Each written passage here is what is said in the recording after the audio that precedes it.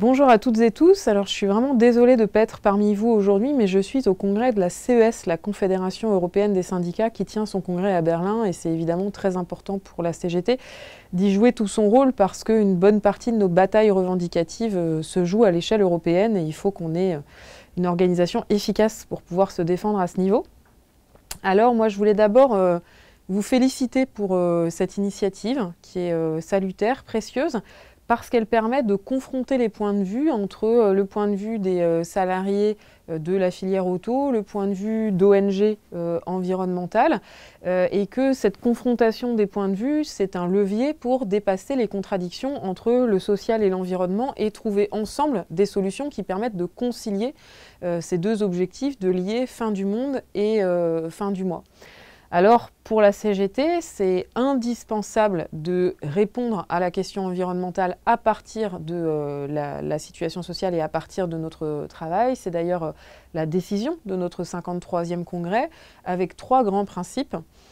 Le premier principe, c'est que pour traiter sérieusement des questions environnementales, il faut une anticipation. Il faut ce qu'on appelle une planification environnementale et sociale, et donc évaluer les besoins de la société et se demander comment est-ce qu'on fait pour y répondre, pour avoir des filières de production qui permettent de satisfaire ces besoins avec le moindre impact environnemental.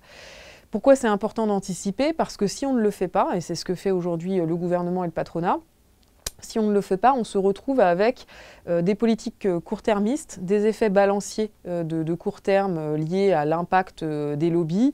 On se retrouve à autoriser par exemple les engrais sur la betterave sucrière alors qu'on sait que c'est une catastrophe pour l'environnement. Où on se retrouve, comme ça a été le cas à Gardanne, à fermer toutes les centrales à charbon du jour au lendemain sans anticiper les besoins en consommation électrique du pays.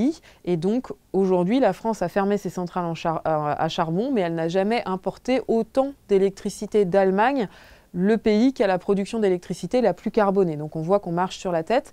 En matière automobile, c'est la même chose. On sait que les véhicules thermiques sont très polluants, mais on sait aussi que les véhicules électriques ont un impact qui n'est pas neutre sur l'environnement, en matière de métaux rares par exemple, en matière de recyclage de batteries, en matière de production. Et évidemment, il faut travailler sur ces enjeux-là, relocaliser notre production industrielle pour pouvoir répondre à cette question de l'anticipation. Sinon, on ne fait que reporter les problèmes. Donc, première chose, il faut anticiper.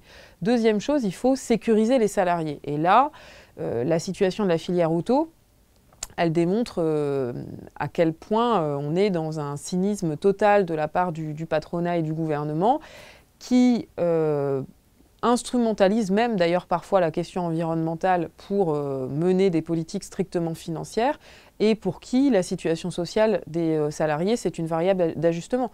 Dans la filière auto, vous avez perdu plus de 100 000 emplois depuis 10 ans. Le patronat prévoit lui-même près de 50 000 emplois supprimés en 3 ans si rien n'est fait.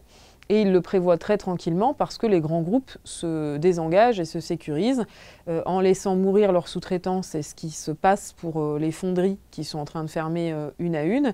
Et puis, on assiste aussi au démantèlement du groupe Renault, au fait que ces brevets sont basculés de plus en plus au Japon et au fait qu'on perde notre capacité d'impulsion et de maîtrise industrielle. Donc, ce qu'il faut à l'inverse, pour mener une transition environnementale qui soit juste, c'est commencer par sécuriser la situation des salariés, commencer par garantir le maintien du contrat de travail, le maintien des garanties collectives et faire jouer notre formation professionnelle pour, quand c'est nécessaire, pouvoir transformer les emplois et transformer les activités avec les mêmes salariés.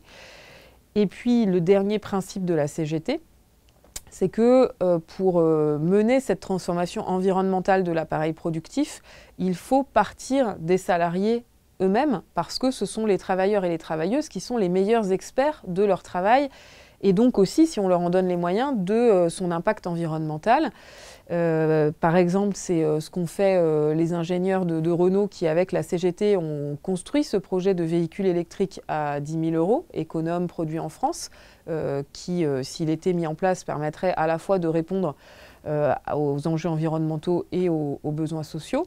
Et puis le deuxième exemple, encore une fois, c'est Gardanne, donc où face à la décision brutale, violente de fermeture de la centrale à charbon, la CGT, avec les salariés du site, a construit un projet alternatif de méthanation, c'est-à-dire de production de gaz à partir de bois recyclé, des meubles usagés qu'on récupère dans un rayon de 100 km autour de la centrale. Donc c'est à la fois un circuit court et à la fois de l'économie circulaire. Et ce procédé de méthanation, il est en plus à faible émission de gaz à effet de serre et il permet de maintenir tous les emplois.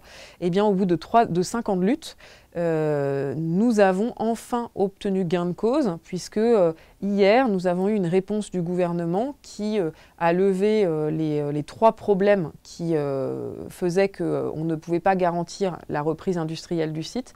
Et nous savons maintenant que nous allons pouvoir, à Gardanne, reprendre une production de gaz à moindre effet sur l'environnement, ce qui va permettre de maintenir tous les emplois qui avaient été supprimés, puisque la fermeture violente de Gardanne, c'était 500 emplois directs et indirects qui avaient été supprimés. C'est une grande victoire et c'est un exemple de ce que nous devons et ce que nous pouvons faire partout pour permettre la transformation de l'appareil productif pour répondre à l'enjeu environnemental qui n'a jamais été aussi pressant. Les rapports du GIEC qui sont sans appel, on a quelques années pour agir et il faut aller extrêmement vite, tout en sécurisant la situation sociale des salariés. Et c'est pour ça que nous sommes d'accord avec les ONG sur ce point clé.